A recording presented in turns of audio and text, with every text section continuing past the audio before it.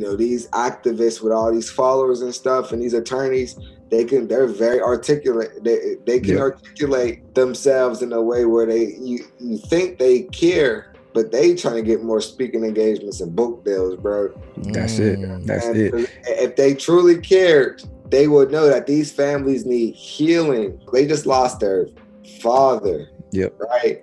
This mother just lost her son. Right. Like, this family just lost a loved one. And all y'all worried about is, how do we capitalize off of this to raise money? Today's episode of the It's Needed podcast is brought to you in part by Thinline Anthem. Thinline Anthem is a supplement brand created by first responders for first responders, and they are offering our listeners the exclusive deal of 25% off your entire order at checkout. So go to their website, thinlineanthem.com, stock the cart up as much as you can, and enter the promo code It's Needed. All capital letters, no spaces, for 25% off your entire order. Enjoy the podcast.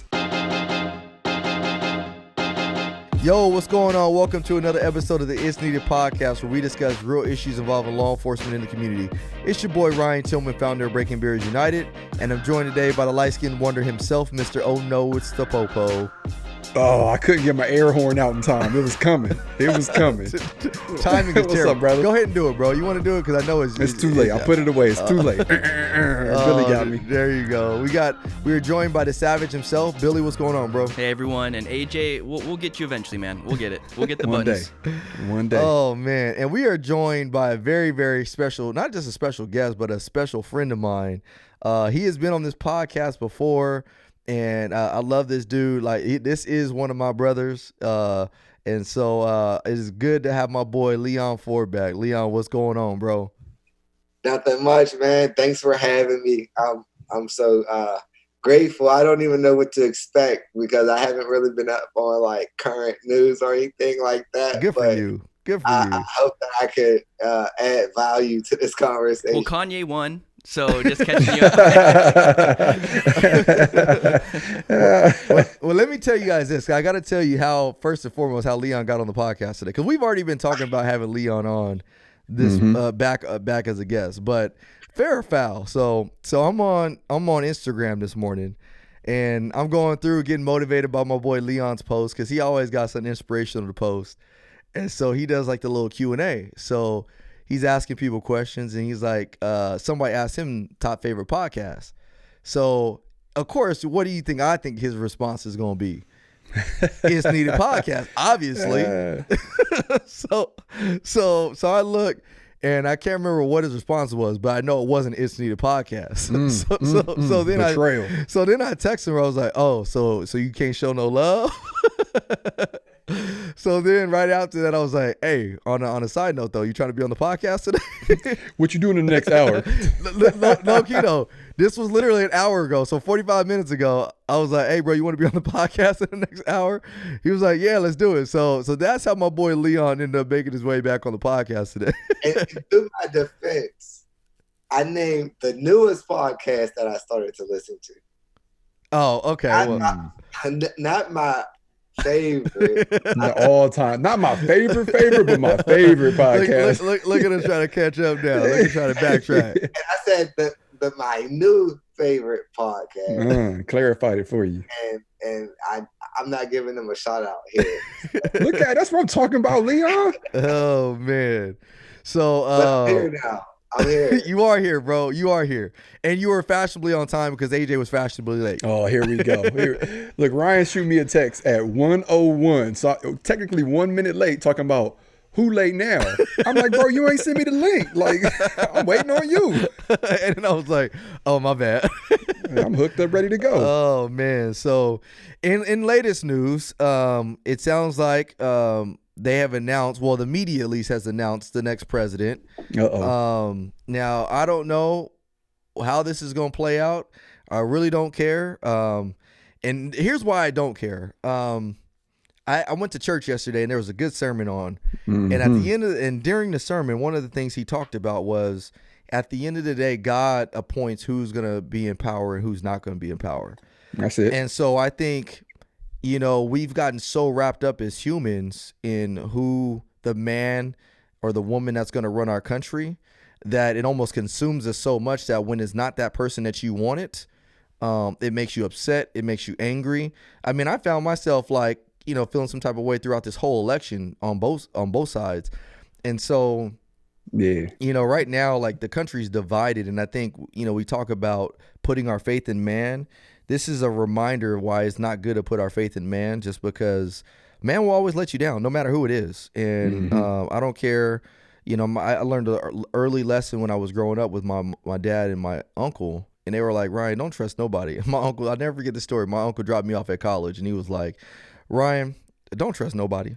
He was like, I don't even trust my own mama. He was like, that sounds like the hood success story. It like is. My uncle dropped me off at college and gave me. It is a hood success story. He was like, I don't even trust my own mama, because if my mama tells me she's going to arrive at 5:00 and my mom shows up at 5:05, she lied to me. So that's right. So whatever. So anyways, more of the story though is that, people will always let you down. And so, I've been watching everything going on. How are you guys feeling with everything? And I know it's kind of funny, and that's why I'm glad we have Leon here today, is because all of us are in similar shoes. I think we all have very similar ideals, and I'll kind of talk about the backstory of what's been transpiring with me and Leon over the course of the last 4 or 5 months. But how are you guys feeling with everything in the current events and election, all the other stuff? Talk to him, Leon. Yeah. How am I feeling? I am indifferent. I don't think much has changed in regards to my quality of life from the first president that I remember in my lifetime, which was George W. Bush, to now. You got to figure out, I was shot under the leadership of the first black president, white liberal mayor and a black police chief, and I still had a strenuous battle in front of me, and so I think politics is an important part of society. I do believe that we should engage the political process, but I don't believe that we should be consumed by it. And so I'm engaged, but I'm not consumed. As I say, I know enough to know what's going on, but I'm not consumed to the point I want to fight somebody about it. There's a lot of people out there that are that consumed with it. Yeah, and the media plays a big part of that, and the narratives that they share. And,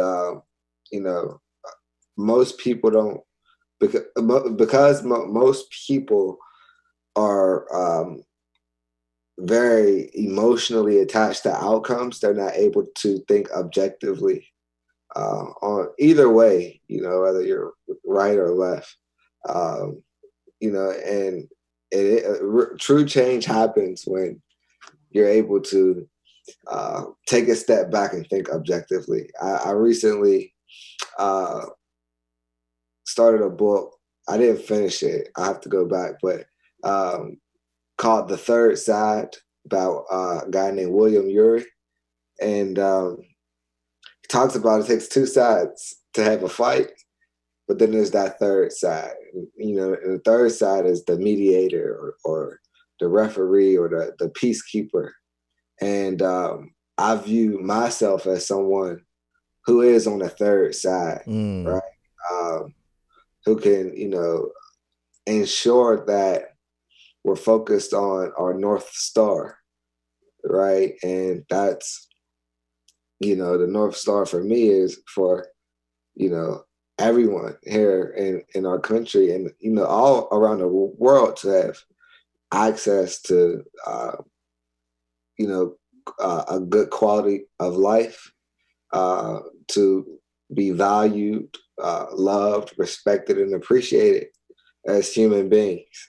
And so how do we ensure that? How do we work together to ensure that? And, Miss Alice, she, served as inspiration for me because she says, I work with people, I don't work in politics. And it doesn't matter who sits at the table, I'm going to build a relationship with them to ensure that my needs are met and the needs of my community is met. And the good thing about it is like that I think a lot of people miss is there's an incentive for everyone, right?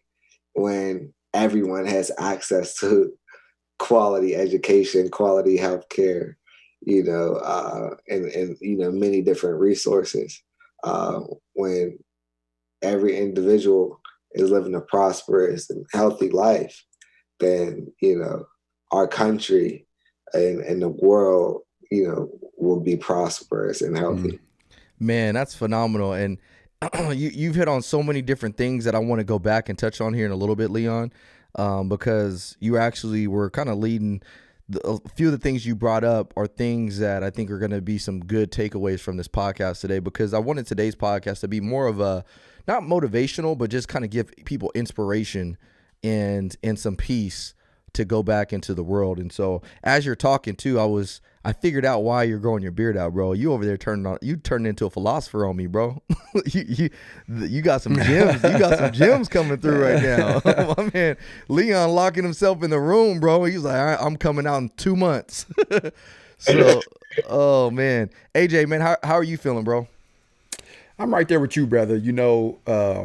My God has done a lot of things, but one of the things he has never done is say oops.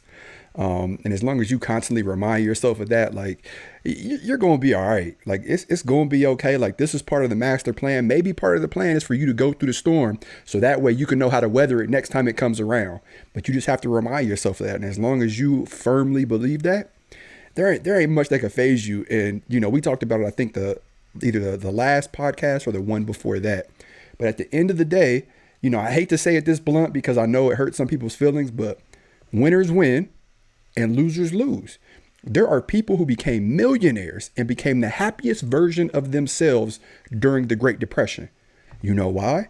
Because winners win and losers lose. There are a handful of people in this world who refuse to let anybody stand in their way to their destination, whether it's the president, whether it's the police, whether it's a civilian, whether it's a mayor, city council, whoever. And those people are called winners. And as long as you have that mindset, once again, it doesn't matter. It does. Like, you should be invested. Like my man Leon said, you should be invested. You should know what's going on. You should definitely get out there, exercise your right, vote, figure out who you like the most in that position and cast your vote, because that's your duty. But other than that, like, once it's done, it's done. Like, stop wasting your life on what ifs. Like, I've talked to so many people this past week. I had a really, really good friend of mine call me, and I could tell by the way he said hello that he was stressing out. I'm like, you okay? And he's like, I'm not, I'm just so scared that Trump isn't going to get out of office and it's going to start this civil war. And, I don't know, like, if I got enough ammo and blah, blah, blah. And I'm like, oh my goodness. And I told him the same thing I told person B, and person B called me and said the same thing, but the opposite side, right? Like, I'm so glad that Biden got in office, and, we're going to do X, Y, and Z, but I'm worried about this. And I'm like, or pro-Trump, whatever. And I'm like, man, like, what you need to understand is, like, winners win and losers lose at the end of the day. Like, stop letting people control your life and stop letting fear guide you in the wrong direction. Like, stop living your life in a world of what ifs. Like, we could what if ourselves until we're blue in the face, but while you're worried about what ifs, I'm out here executing, and I'm out here pursuing my goals and my dreams, and I'm leaving you in the dust. And I hate to be that blunt with you, but if this is going to be a motivational, inspirational podcast, then that's what you need to hear. Somebody needs to tell it to you that blunt. Like, stop wasting your life in hypothetical what ifs. Be prepared just in case something happens, but other than that, keep on going. AJ, we were preaching this morning. I ain't got my beard, so I got to come with a little extra. Yeah, he got his little church coat on today. Billy, man, how are you feeling, man? Ever since you've been back from the protests after Trump, lost and stuff. Oh, I'm leaving the country. So me and my wife are going to her homeland of Guatemala, and I'm starting over. Can you imagine Billy in Guatemala, bro?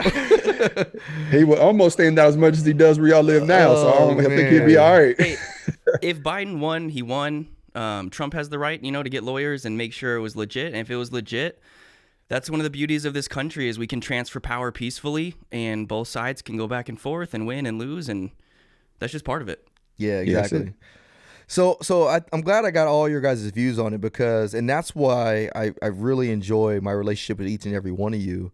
And to kind of give you guys a backstory. So if you guys didn't get a chance to listen to the first episode with Leon, I don't know what episode it was, but go through our archive and scroll through. But Leon, he and I became friends at the beginning of this year, actually. And Leon, unfortunately, was shot by the police. What was that, 2 years ago now, Leon, or 3 years ago? Yeah, it'll be 8 years. 8 years ago? Yeah, I thought it was a while ago. 8 years I'm on tripping. November 11th, bro. Wow, I'm tripping. 8 years ago. So Leon was shot 8 years ago, and he's been paralyzed from the waist down ever since. And but what's unique about this whole thing, and it was over mistaken identity. And the whole unique thing about this is like, here's the irony of it all, and that's what I love. I think about 3 weeks ago, I called Leon while I'm at work, and I FaceTime him, and so I'm in my police uniform, and me and Leon are just having just a normal conversation. And so I think Leon tripped out because I was like, was that your first time seeing me like in uniform actually working? Yeah, that was like Leon's first time seeing me like in uniform working. And so it's crazy that here Leon is having a conversation with a police officer, but yet police officers were the ones that put him in a wheelchair. And over the course of this, since George Floyd happened, Leon and I have had the opportunity to go on this tour called the Heal America Tour with Bishop Omar Jawar from Texas, Miss Alice Johnson, who Leon brought up earlier. Alice Johnson was pardoned or granted clemency by Donald Trump for after receiving a life sentence in prison over some drug charges, and a slew of other people. And when we talk about where society needs to go, I truly believe like that tour really was a spitting image of what society needs to get to.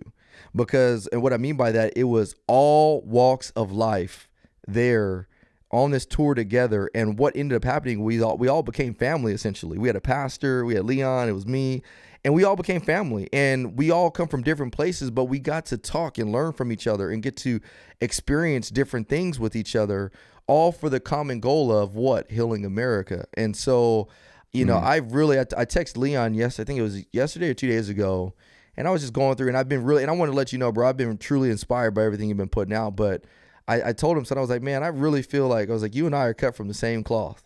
You and I are cut from the same cloth. Just like when I met AJ, I knew me and AJ were cut from the same cloth. It was one of those, and it's so great to see because you can start to find, like when Leon was talking about earlier, is these mediators. You can start to identify mediators on social media, because in the way you identify them, they're the ones that aren't really addressing what everybody else is addressing. They're the ones that are staying consistent in everything they do. Their message is always consistent. It doesn't deviate. Maybe here and there they might address a topic or trending topic for clarity, but for the most part, they stay in their lane and they stay consistent because they're not going to get distracted about what everybody else is being distracted by, which right now it's the presidential election, all these other things. And so that's why I appreciate about all of you guys. And so what I wanted to do is I wanted to transition and start talking about some of the things that Leon, you have learned. And then also too, Leon, you and I had a unique conversation. I don't know if you remember this, about some of the things that you've learned over the course of this 8 years about, going through the trauma, going through the adversity that you've been facing since you've been shot by police. So I want to talk about how you've overcome those, but I also want to talk about what's been revealed to you in a lot of this. And because remember, we talked about certain things, and you don't got to get too specific on certain topics, but I want to hear about some of the things that, God's kind of revealed to you and what he's doing now with you in the work in Pittsburgh and everything like that. Absolutely. So I think a lot of times when people see me in my wheelchair, they're like, oh man, this is so sad.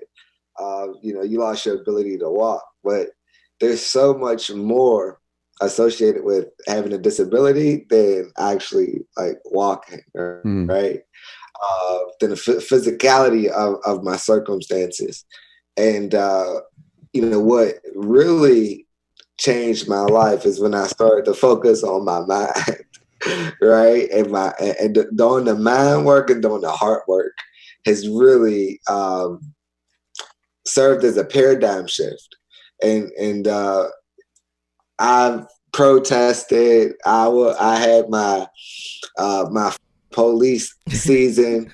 You know what I mean? I had, my criminals on patrol season. Where I had t-shirts made. I said cops, criminals on patrol. I had that season. I was there. But when I started to focus on true healing, when I started to focus on mental health and, and healing from some of the pain that I would carry with me every day, I realized that that language and that perspective was directly associated with trauma, and that trauma that I was carrying that was, having a negative impact on many different parts of my life, not just the relationship with police and community, but relationships with people in general, right? And so once I dedicated myself and my life to healing, I was able to learn so many different things about myself, right? I was able to look in the mirror and see my true self and build a relationship with my true self, and not be persuaded or influenced by external forces. Some of those external forces are,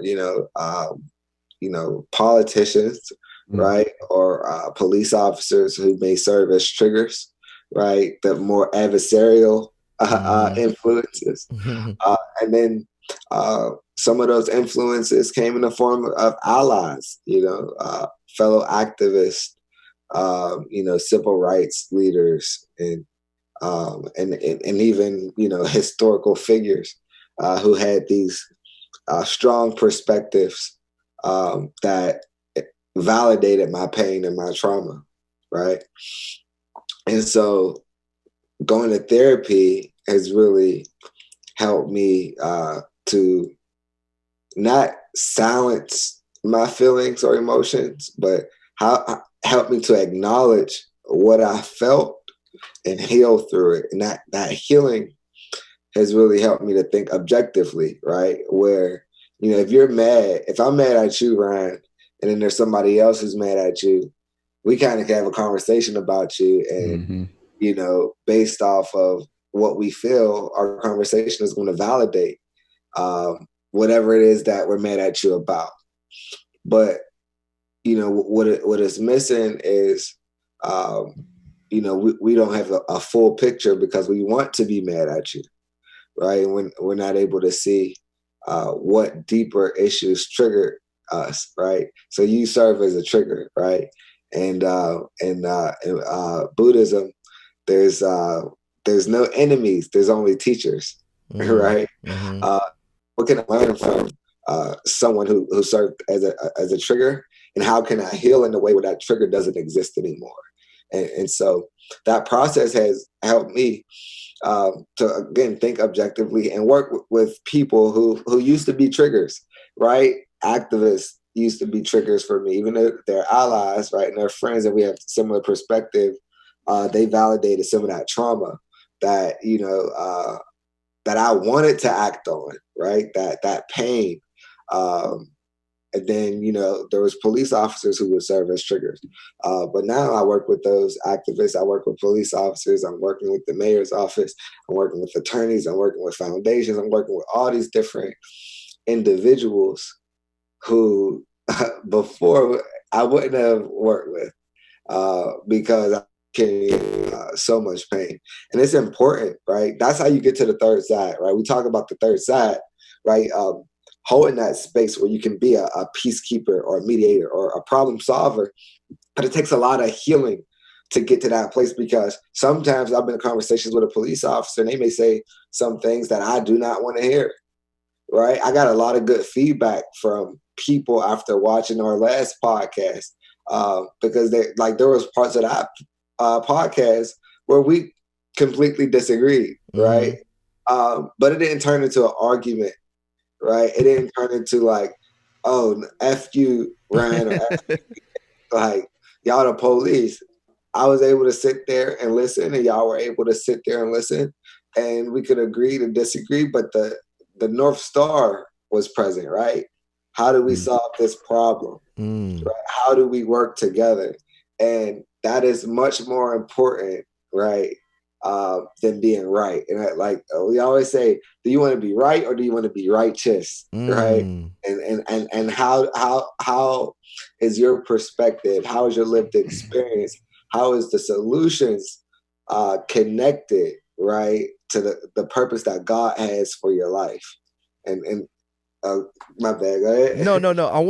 I want to say something before I lose that thought, because on that topic, let's say going back to that last podcast when we had a little disagreement on things, had we, like you said, argued, imagine all the things that we would have missed out on doing together that came after that. And what I've realized is since that, we've actually had more, we've learned that we have more in common than we have more that aren't like each other. And we've had some tough conversations over the last 4 or 5 months. We had conversations about Black Lives Matter, which, and without going into depth on it, like I realized like me and Leon are like pretty much on the same accord with that. Like, so, and it surprised me. I was like, oh shoot, like it was just funny. We're sitting down at dinner having this conversation, and we literally for like an hour just talking about how we feel in our position when it comes to the organization in some ways. And it surprised me. Then we had a conversation last week, and one of the things I appreciate about Leon is from the objective standpoint, and it's you have helped me think even more objectively. I thought pretty objectively before, but you have actually helped me even think more objectively since I've gotten to know you and guys like Artie. But remember we had a conversation a couple of weeks ago when I FaceTimed you, and you were talking about, man, like sometimes I feel for officers when stuff gets out there about a shooting or whatever, and nobody's really done any research behind it, but yet they've already dragged the officers through the mud. And then by the time they actually get the research and they realize like, hey, it wasn't what they thought it was, their name has already been thrown through the mud. And so you kind of, and correct me if I'm wrong, but that's kind of what your feeling was. And for you to even say that, somebody that has every reason why you can say like, I don't get down with cops and all this other stuff, you out of all people were able to think objectively and still be able to come to a conclusion like that. And so I just think about what we would have missed out on had we not been able to get past our differences and be able to work together and still learn each other and figure, because we all think differently, but yet we all think alike in many ways. And so can you touch on that part real quick, Leon? And then AJ, I know you got a lot of stuff too to add to that. Yeah, I think so. In regards to, the policing issue, so you have to figure, I lived through this, right? So I was shot. I was charged. I went through 2 long trials, right? So I know the judicial process, right? I went through that for almost 6.5 years, right? And so what I recognize is, one, there is perspective, right? Is this shooting right or wrong, right? But then there's the legal side of things. And a lot of people get caught up on the perspective, right? Like, yo, this is wrong. And I agree that it's wrong. But they don't know the facts of the case. And because I went through that process, I'm able to see, based off my lived experience, how it's going to play out in court, right? And that perspective helps me to think more clearly, right? More objectively. And it also helps me to position myself for change, because now I'm thinking about, okay, I know how this is going to play out. How can I position myself to have conversations to, prevent this from happening again? But also, how do I communicate this with community? So when this verdict comes out, or when, these like we have OMI here in Pittsburgh, the Office of Municipal Investigations. When OMI does their investigation, I kind of know the policies and the procedures and the general orders. And now I'm not saying that they're right, but they are what governs, these police officers. And if the police officers' actions are in alignment with these policies and procedures, then there's not a real case. That helps me to process information. But on social media, people don't know the policies, people don't know the procedures. Different cities, different police departments have different policies and procedures, right? And so they kind of group everything into one without the proper information. And I think that the media, I think some activists kind of perpetuates this cycle of division because they haven't had them conversations about policies and procedures or even how to change them, right? And this is the importance of relationships. I had a conversation with a chief of police who, serves as like a mentor to me. I met her during my trial. Yeah, it's crazy. I met her during my trial, right? Well, didn't even meet her there. I seen her there. She testified during my civil trial against the city of Pittsburgh, bro. Wow. She was a police officer here in Pittsburgh. She led the investigation after my shooting. There was a whole bunch of stuff that happened, right? I don't want to go down that rabbit hole, but she spoke her truth in court, right, under oath. Wow. And played a significant role in, helping me, tell my story. Never met this woman a day in my life, right? Before then, we recently, we've done a few Zoom calls together, but I don't even think I ever really, formally met her in person. But this woman, so I have a friendship with her now, and we work on different things. But she's always given me insight, right? And so one of the things that I learned from her maybe 2 weeks ago, and this is something if I didn't have this relationship with her, I would have never known this, right? She helped me to understand, right? So there's been this huge conversation about the Fraternal Order of Police, right? And the contracts that they have with cities. She was like, yo, the mayor's office and the politicians are always saying, we can't fire the officers because of, the FOP and, like there's nothing that we can do. But she said, well, every, few years or so, Contract negotiations, right? And so while the mayor office or whomever may say, well, there's nothing that we can do. Yes, there is, because you literally had to sign you had to sign this contract, right? And so these are things that comes up, right? Solutions.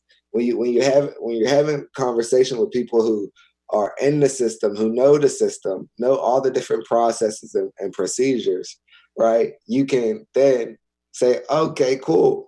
Well, when is this contract up for renegotiation, right? And who can we have at that table to make sure that the community is protected? And when I say community, I'm speaking of everybody, right?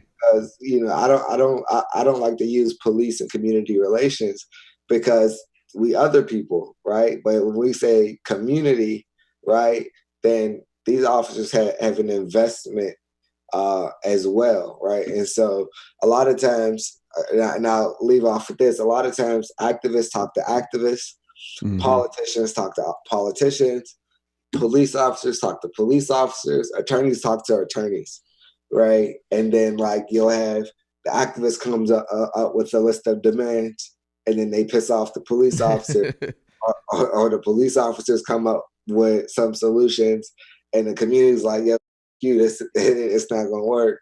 Or you have the city saying, "Hey, we're gonna put together this task force," and then they piss off the activists and the police officers, right?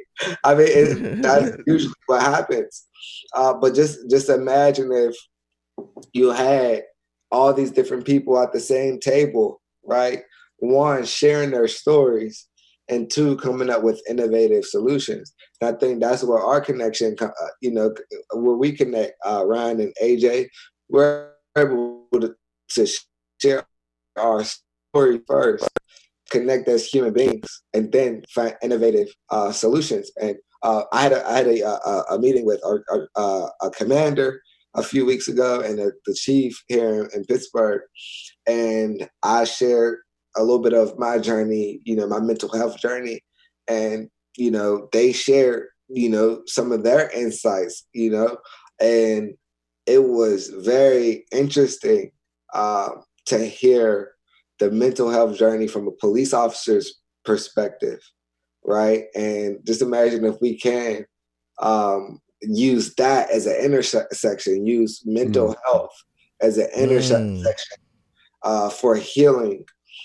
for human beings who are serving communities, living in and serving communities.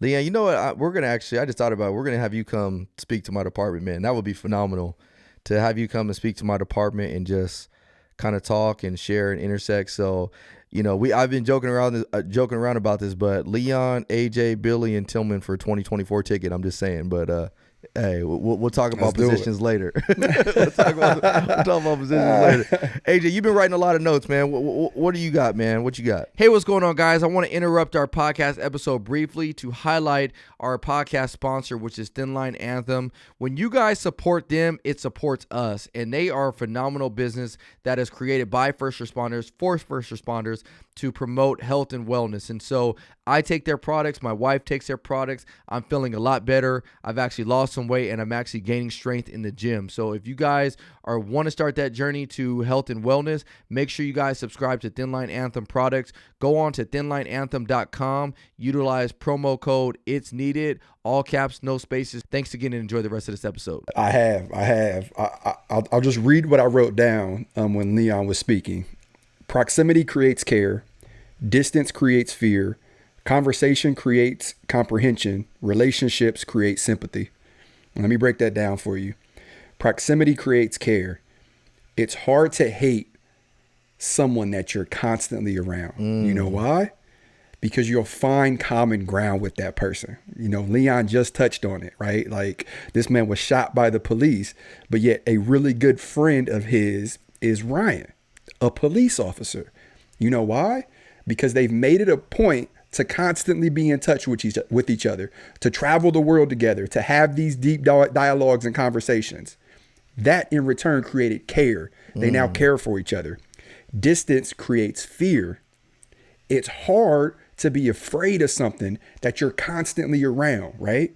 I don't like other people's dogs, but if I spend a year around other people's dogs, I'm probably going to come around and be like, you know what? Most dogs aren't bad. Let me come pet little foo-foo or whatever, right? Food. Exactly. Conversations create comprehensions, meaning that if all three of us have a conversation and we all three come from different standpoints, we all should learn a little something when we walk away from it. I'm not saying we're arguing. I'm not saying I'm here to prove my point. I'm talking about a genuine conversation like we're having. Relationships create sympathy. I've learned to be more sympathetic towards individuals in my community because I've built relationships with them. And you all know, everyone who follows the social media knows who they are, right? Like Ken. I just went to Ken's birthday party. His mom was on a Instagram live, and they invited me to go on there. You know why? It's because I've built a relationship with them. So if we just remind ourselves of these four things moving forward, I feel like we could avoid stepping in this hole that we're in again. And to me, that's the key, right? Like, we were constantly pointing the finger. We're constantly arguing. We're constantly living in fear. We're constantly not understanding each other. Whose voice is louder? Whose hate is more, larger, for lack of better words or whatever. But if we just remind ourselves of these four things and we live by them every single day, I feel like the progress that we can make will be unmeasurable. Man, you're absolutely right. Hey, Billy, we're gonna steal that quote that he said. We're gonna trademark that. Tillman said it. But anyways, copywritten, don't copy me. But you're absolutely right. And imagine if we can legitimately scale our relationship with the world. What I mean by that, like, imagine you have more officers having relationships with people that have been victimized or traumatized in some type of capacity by police and vice versa. Imagine Leon being able to sit in on police briefings where we're talking about the mental health and the trauma that we receive on a day-to-day basis. I mean, I kid you, literally last night I was talking to my partner at work, and I was like, bro, we have the most craziest job ever. Like yesterday when I started my job, when I started my shift, we went to a shooting that some guy shot 5 times. We didn't know if anybody was shot or hit or anything like that. But we're on this call for like 3 hours, bro. We pull up the big old Bearcat, the big old armored vehicle to the front of the house, evacuate everybody. And this property was huge. It was like a 2-acre property. So it took us forever to search this property because we had to make sure nobody was hit and all this other stuff. As soon as we leave there, mind you, it was freezing outside. I mean, freezing in Cali.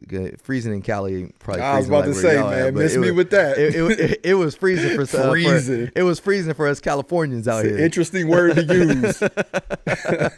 But it was cold, needless to say, and so we're cold. And then right after that, I went on a death investigation call. So we pulled up, and a 54-year-old man stopped breathing. Partners were given CPR, and he went on and passed away. And so I'm literally standing in a room with the guy that's passed away right next to me.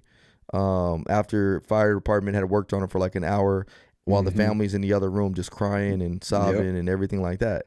And then after that, I went back, had my salmon, sweet potatoes, and broccoli. I say that because I want y'all to know how I get this temple of mine. But had that. And then once I had my food, I went, and then we had another call that went out, and that was it came out as this guy pointed a gun in this girl's stomach, and then we went and did an investigation.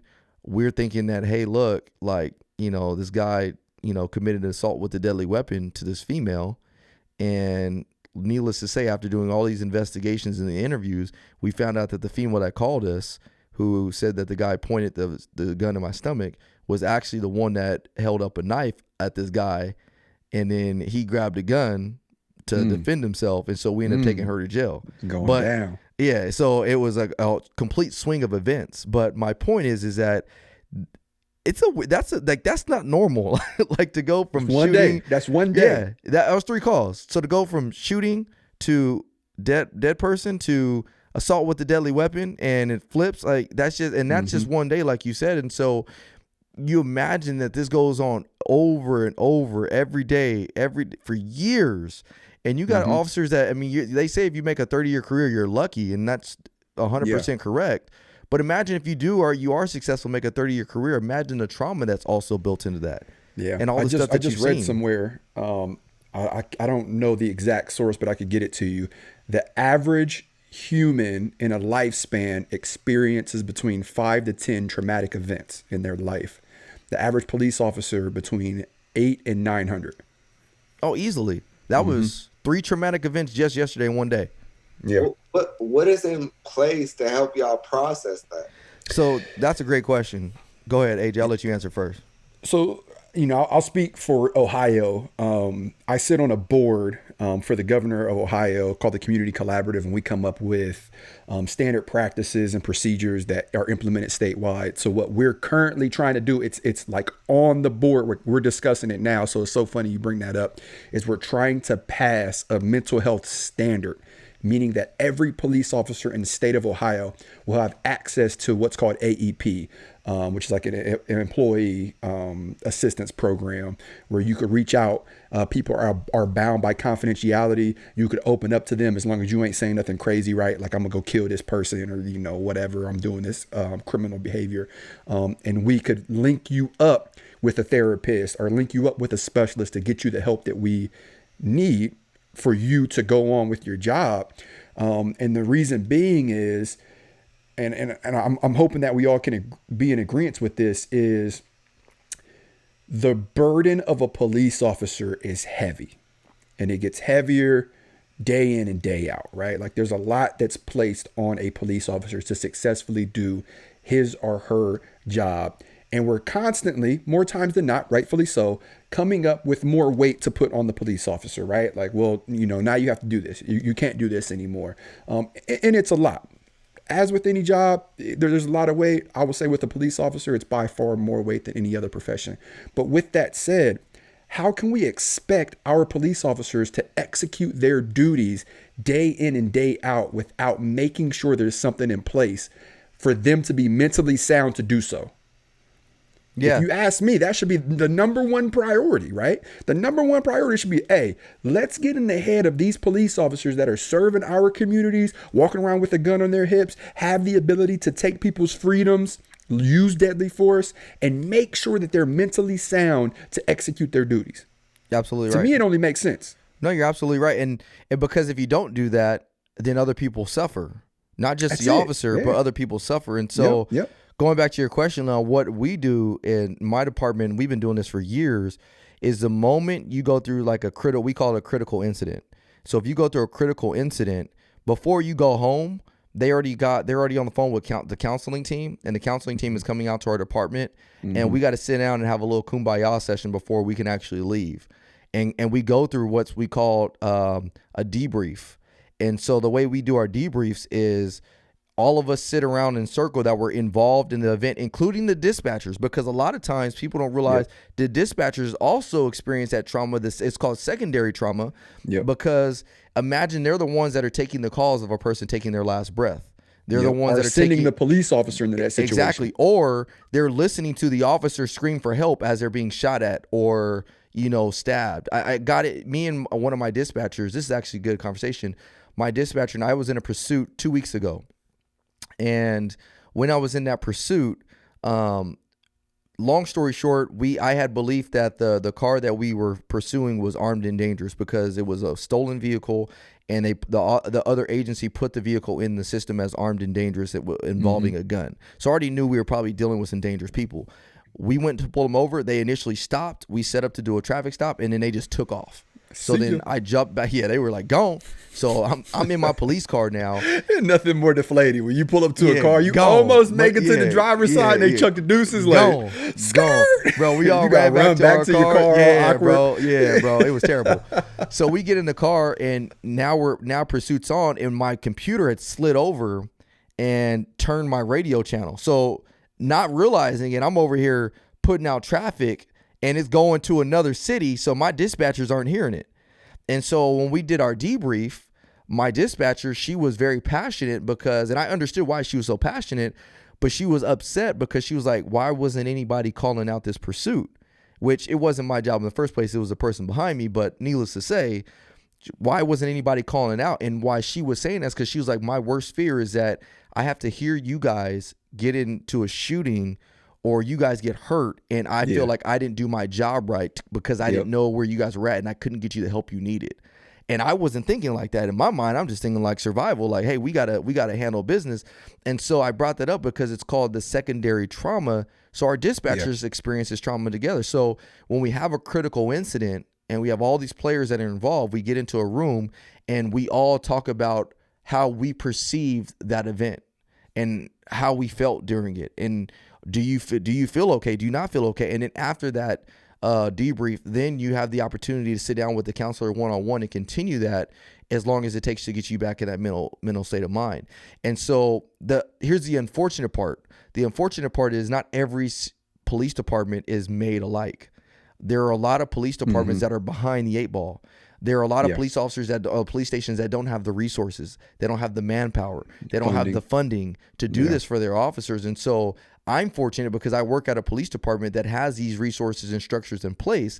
But imagine the police departments that don't have that. I mean, when I went to Texas and ate with Dak a few months ago in July, and we were talking to this police officer in Dallas, he was saying a lot of the department doesn't even have body cams. He was saying some of them don't even carry tasers. He was saying that some of them, after that ambush that happened in Dallas a few years ago, some of the officers weren't wearing a body armor because they couldn't afford it. They had to provide their own. And if you're not familiar with how much body armor costs, it's at least a couple $1,000s. And so for sure, we talk about all these things about defunding and this and that, not even realizing that there are already departments that are underfunded. And so the moral of the story for me is that we need to have more of a systematic approach to bring everybody's level of law enforcement up. You know what I mean? We can't offer solutions for one department and not offer it for the other one. There's got to be a systematic way where the same stuff I'm getting in Chino, California is the same stuff that AJ is getting in Columbus, Ohio, or in Pittsburgh, and we all have access to the same resources. The last thing I'll leave on is this is, and Leon, maybe you can touch on this before we start wrapping up, but I was watching all the press conferences from the shooting that occurred in was it Philadelphia actually?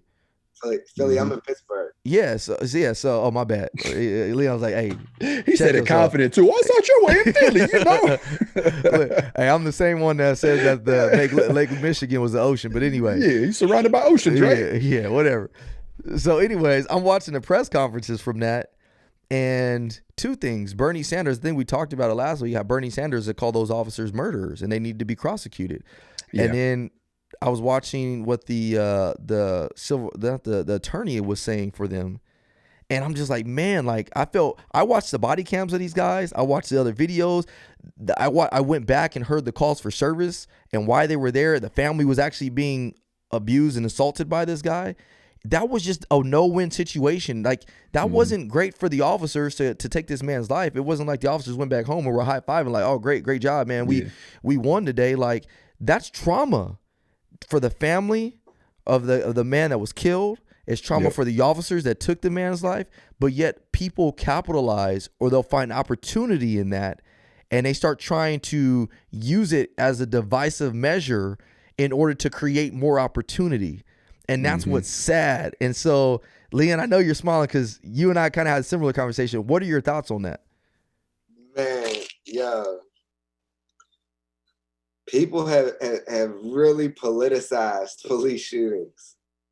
And say that one more time for the people. Say that one more time for the people. People have politicized police shootings, and it's not to the family's benefit. Right? I mean, but I didn't follow that case, but when I seen that they put his children, who had to be like no older than 9 years old, on the news, like the day after he was murdered. Right. Listen, that is wrong, bro. Making them relive that trauma. Yep. They didn't even have the time. Y'all put a camera in their face before they even talked to a counsel. They just lost their father. Yep. Right. This mother just lost her son. Right. Like this family just lost a loved one. And all y'all worried about is how do we capitalize off of this to raise money to get people to vote? Right? I mean, bro, that is wrong. I was seeing the post on social media, right? Like go vote with George Floyd, Mike Brown's face, like Breonna Taylor's face, and vote. Yep. As if voting would have prevented those things from happening. Mm-hmm. And that's what and what's it's not directly, and that's frustrating, right? I mean, I was triggered, and I have to follow for me to do a video. So I did a vote video, right? You know, telling people, asking people to vote, right? Why they should vote. But then they wanted me to do a video for Joe Biden, and I was like, well, I can't really do this video unless I have like, a direct relationship with somebody of influence from the campaign, right? Because it's not about the money for me, right? I need a relationship, right? And so I didn't do the video, and but the script that they initially sent me was so triggering because the first few lines was like a little bit of my story. I was shot. This is, so it was propping my story up. And this is why you should vote for Joe Biden, because he's doing a better black plan. And I'm reading this, and it triggered me because nothing that they wanted me to say was connected to my story, but they wanted me to lead with my story, which it was very triggering for me, right? Mm-hmm. And I think this election was triggering for a lot of people who have been victimized from the system, because on one end it's like, yo, we need you to vote, we want you to vote, and if you don't vote, all hell is gonna break loose. But my life has already been hell, and you're telling me that hell's gonna break loose. So now I'm stuck because if I don't use my voice, then maybe I'm gonna feel like, yeah, I'm not doing enough. And if I do use my voice, I'm feeling like I'm being exploited. Right? And people, those organizations, these leaders, they're not thinking about healing for these families, because they're not in these families' shoes.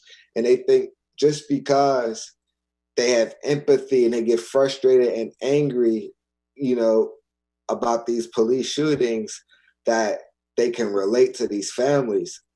Bruh, unless you feel one of them bullets, or unless you burying somebody that you love, or unless you're consoling someone that was beat up or shot, and their mind is different, their confidence is different, their approach to life is different, you cannot relate. Yep. And so, when I see people being propped up on the news, or on social media, I can look in their eyes and see like, damn, they're hurting.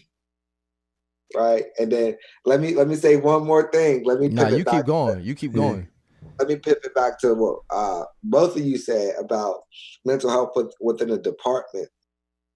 On one end, I think it should be something that's mandated, right, nationally. Agreed.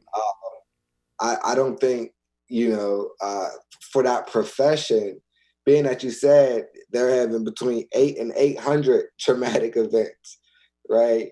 I think it's kind of irresponsible to leave it in the individual's hands to say, maybe I need help. Yep. We know statistically that they do. It's not normal to see several gunshot victims. It's not normal to watch somebody take their last breath. It's not normal to be in a high-speed chase or to be shot at or to shoot at people, right? That's not normal. And so for us to, as a community, to say, yo, it's your choice. You get to choose if you talk to somebody or not, after we know that y'all are experiencing all these different things. It's very irresponsible. The other thing is, I found a huge benefit in consistently going to therapy. There's a lot of people who, I know people who, I talk to people who their spirit is so heavy, and they always say, well, I healed from what I went through, right? And I can feel in the way that they say it that they have it, right? Because they're triggered from certain questions that I'm asking them. And so some people go to therapy for like, basically, you may have somebody to go for 6 months or a year, maybe 2 years, and they stop, right? But I found a huge benefit. I go every week. It doesn't matter if my week was traumatic. It doesn't matter. Like, some of my sessions, I'm just talking to my therapist like, man, these Doritos is good right here. I really the blue bag, boy. Like every conversation is not heavy. I laugh in therapy. I smile. It feels good. And that's the benefit of going, not just when there's a crisis. It's important to go when there's a crisis, but it's equally important from where I sit to add it to your routine, right? You don't go get a oil change when your engine's about to lock up. You don't go to the dentist when you already got a cavity. It's preventative, right? And seeing the therapy is preventative, man. You know what's not to cut you off, Ryan, but this whole time that we've been talking, I'm just gonna be like extremely transparent with you, Leon. I've been trying to figure out what it is that separates you from a lot of people that I know. And I haven't been able to put my finger on it. Like even the last podcast, I was like, there's something particular that separates you from everybody else. And I'm normally really good at this. Like normally within like the first 5 or 10 minutes, I'm like, boom, that's what it is. I haven't been able to figure it out until the beginning of this podcast. And I wrote it down right here. You said that you were going to therapy. And I was like, boom, that's it. A lot of people that I know have a negative stigma that they relate to going to therapy or to talking to someone about their issues. And it shows. And even speaking like as a minority, right? Like our people more times than not are exposed to more traumatic experiences than most because of the world that we live in, because of the nation that we live in. But yet we probably have the biggest stigma related to therapy. And that's a dangerous combination. That's an extremely dangerous combination. And that's it, man. Like you hit the nail right on the head. And just to kind of, let you know that I'm speaking from experience on a slightly different level. When me and my wife got engaged, she was like, well, we need to go to like marriage counseling. And I was like, what is that? Yeah, same here. And she was like, it's like, you go and talk to people before you get married, like successful people that have been, people who have been successfully married for a while. I'm like, I'll bring her downstairs right now. I was like, negative. Like, I am not doing that. Like, what am I going to learn from them? Like, I'm good. Like, as long as we love each other throughout our years, like, we'll be good to go. And she put her foot down. She was like, no, we're going to like marriage counseling, whatever it's called. So I'm like, all right. So anyway, long story short, we went, and the first day rocked my world, to the point where we sat in the car, didn't even pull out the couple's driveway for probably about 2 hours just talking. I'm like, man, this is what the world needs. This is exactly what the world needs to erase that negative stigma that people have when it comes to opening up to other individuals. Man, you guys are so right with that. And I think, and it's not just therapy, like Leon says, it's not just therapy for trauma, but just everyday life. Because think about it. Everybody in life is going through something traumatic, whatever it may be, whether it's coronavirus, whether it's you're caring for an you're the care for your husband, a wife, a child, whatever it may be. We all go through some type of trauma. And recently I've been hearing more and talking about more about this therapy aspect. And it's crucial. And I think for far too long, there's been this negative stigma of what therapy is. It makes you, as a man, it makes you feel less manly. As a woman, it's like, no, I can handle problems on my own. But no, like therapy is a good thing. And so I'm going to go back to what we were just talking about. And I'm going to end it on this, is that one of the things you said, Leon, is when we see these shootings come out and they become so politicized, immediately, what's one of the first things you hear when a police shooting happens is the attorney's up there with the family and he's saying, we want to get justice. But in all actuality, at that moment in time, no, there needs to be healing. They need to be finding healing for the family. They need to be finding healing for the officers, whether the officer was justified or unjustified. It's still, I don't care who you are. When you take another person's life or you do something, you cause some type of corporal injury to somebody else, it takes a trauma. Like you're gonna have some type of reaction to it. Maybe some more than others, but that's the moment in time, right when that happens. Like there should be some type of, okay, we need to be worried about how we can start getting healing for the family, for the kids, for the mom, everybody involved in this. Whether that's a session, I don't know what that looks like, but yet they politicize it by saying we want justice for such and such without even knowing anything, because they know at that moment in time, this is an opportunity. And so we're so focused on chasing opportunity when we negate the reason why we're there in the first place. Let me just jump in real quick. No, please. Because that's because we're dealing with TV attorneys. Bro, my attorneys, they rarely got on the news. They would tell me not to get on the news when I would run out there, right? And so these attorneys that we see on the news propping these families up, like, a real attorney ain't going to get on the news and say, we need justice. A real attorney is going to file a motion or two or three and put some paperwork in it, and the city's gonna be like, oh, okay. Oh, they mean business. Yeah. That's the difference. Yep. Right?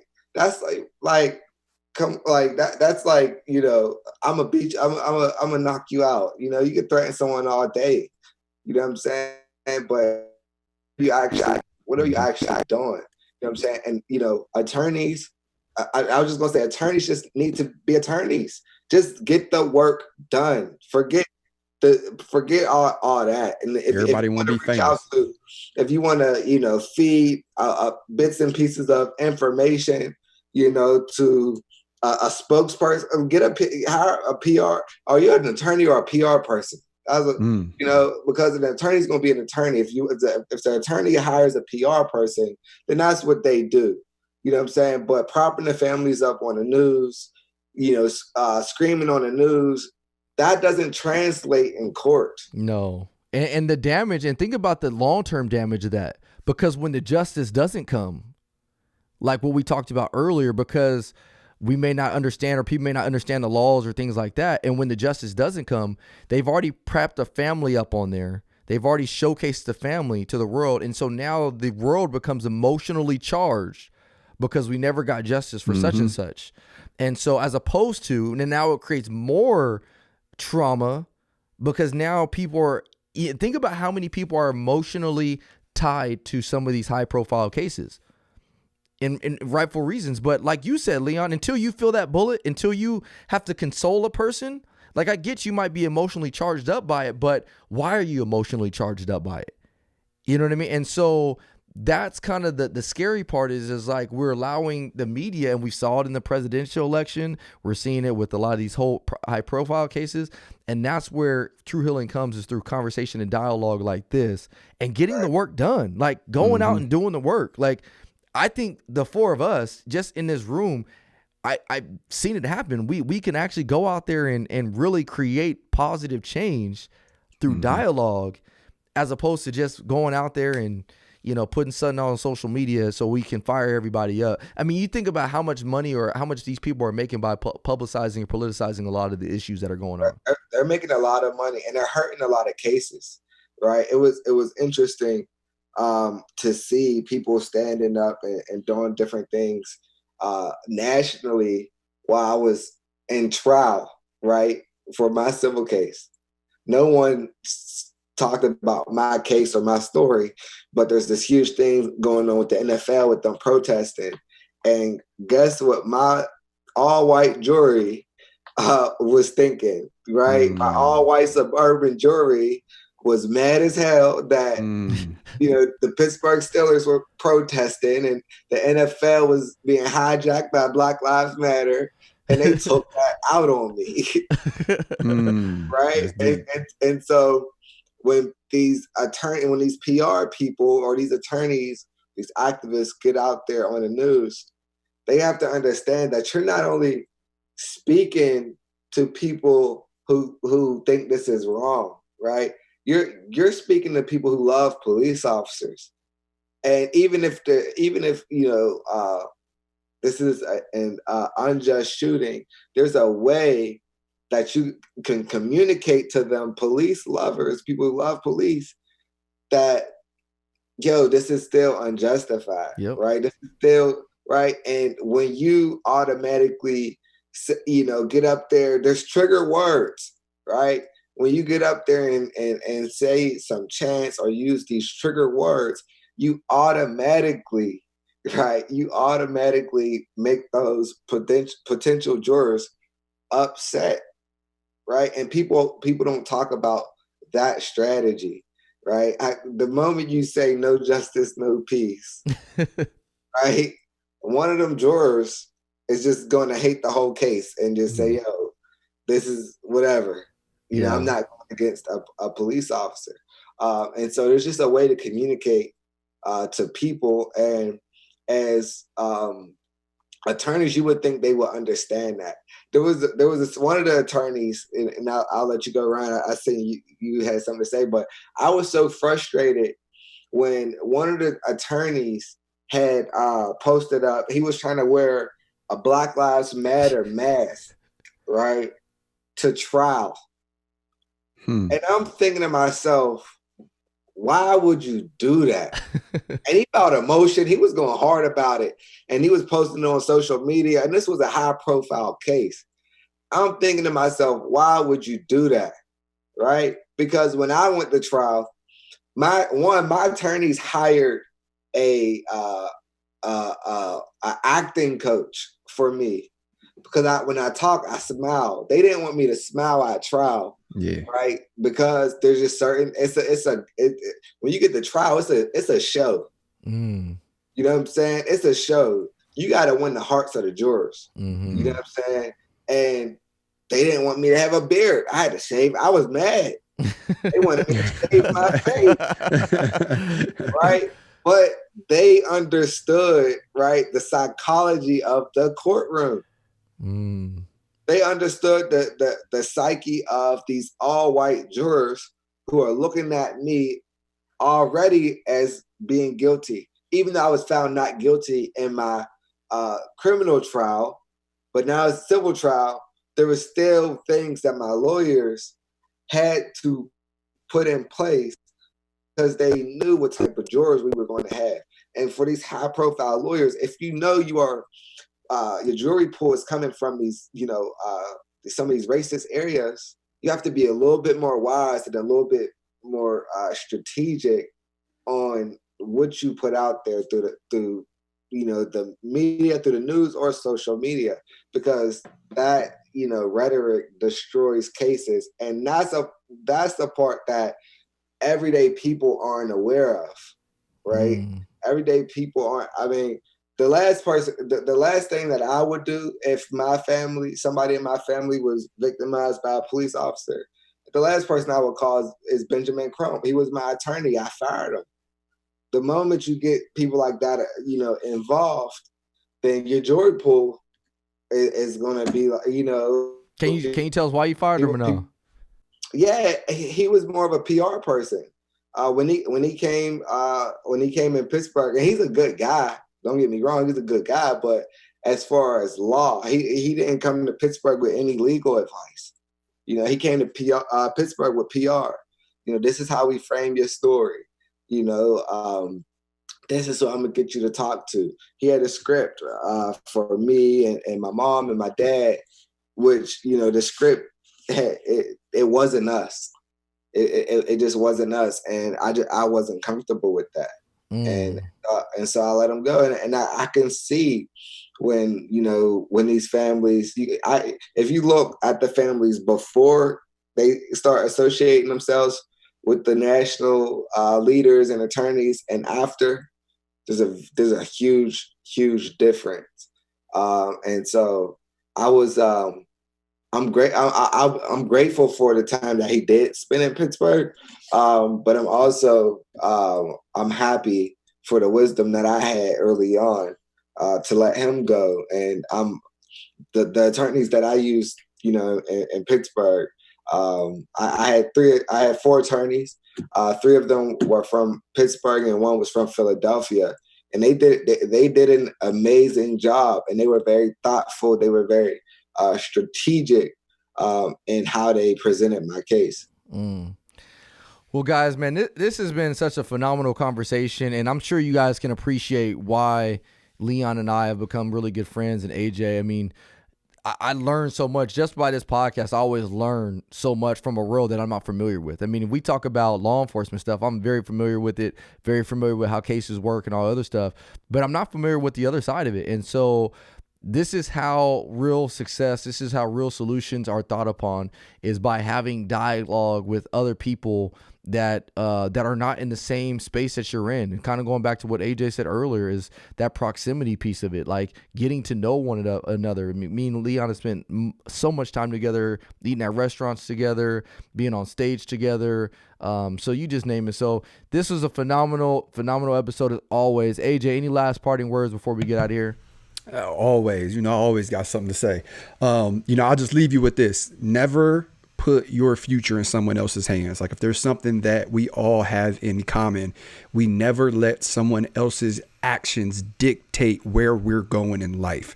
I'm not just talking about financial. I'm talking about your mental space. I'm talking about your spiritual life. I'm talking about anything that makes you happy, any goal that you want to check off your list. Never allow someone else's actions to dictate whether or not you get that.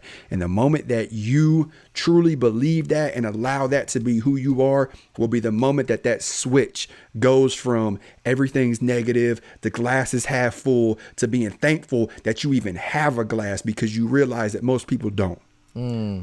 That's it. My man. Leon, what you got for us? I'm a huge advocate for mental health and going to therapy. You brush your teeth every day, I hope. If you have a vehicle, you get an oil change, or you get your tires, rotated, or new tires. Take care of your mind. Do the maintenance on your mind. It's different than going to church. It's different than practicing, mindfulness and meditation. Going to therapy is healing, right? And so I, welcome you and invite you all to think about therapy, to try it. And sometimes it's like dating. You might not find a perfect therapist on the first try, but just be open-minded and embrace that process. It completely changed my life. It has helped me become a better leader in community. It has helped me to become a better father, a better sibling, a better cousin, and a better son. So I love it. I welcome you to that. I love it, man. Billy, you got anything? Billy's like, nah, I'm good. Nah, I'm good. And kind of along the lines of what they both said, I'm just going to touch on them again. But hey, I was just having a conversation with a buddy of mine on the way to the podcast today. And I think Leon said this earlier as well, is that, whether it was Bill Clinton, whether it was George Bush, whether it was President Obama, whether it was Donald Trump, my life ain't really changed too much radically because of those four men that I just mentioned. My life has changed the most because of a lot of things that I've done myself, a lot of the grind that I've done and put in myself, coupled with my relationship with God and Christ and things like that. My life has changed because I've allowed it to go out there and I've worked towards that change. And so don't put all that faith in man to get you to where you think you want to get to. That's the problem right now, is we're relying too much on man. We're relying on man to give us a handout. We're relying on man to, solve my relationship problems. We're relying on man to put a roof over my head. No, you need to rely on your relationship with God, and you need to rely on yourself to go out there and put in that work. Because if you don't do that, no matter who's the president of the United States, your situation is only going to change if you decide for your situation to change. And so, and going to Leon's point, the therapy is key.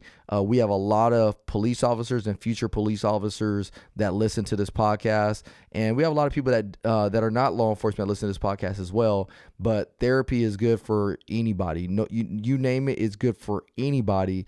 And so, don't ever look at it from the negative place and say, no, I'm too strong, or I will look weak if I go to therapy. No, going to therapy is going to make you stronger of a person. I can guarantee that. It's a necessity in life, especially if you are in law enforcement. Therapy is a necessity, so that way we can keep pushing, moving forward, and living your best life possible. So I encourage everybody that's listening to this podcast. Hey, Leon, bro, you are my brother, bro, and I can't thank you.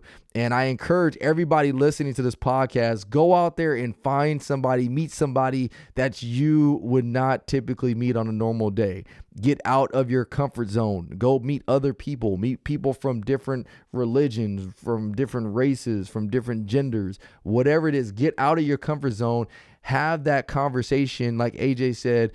Get that proximity closer, so that way you can learn who they are as human beings, and then you can learn how to start to comprehend their frame of mind. And so you do that, we will all move forward together. I can't get off this podcast without giving a shout out to our sponsor, Thinline Anthem. If you guys are trying to get in shape, if you want to look like a buff like Billy over here, and not round around the edges like AJ over there, make sure shots fired. Make sure you guys get on Thinline Anthem. Go to thinlineanthem.com. Use promo code It's Needed, all caps, no spaces, to get 25% off your next order. I think I got that right. If You not, got it. Big You got it. Bill is I was gonna holding my correct me. breath the whole time. Like, is he gonna get it right? I got it right. So continue to leave your comments, your feedback, 5-star rating, 5-star review. Leave that review. We will read those reviews. Somebody actually made a post today that they were excited that we read their review. So leave those reviews. We'll read them out. But again, we can't thank you guys enough. And with that being said, we'll see y'all next week. Peace.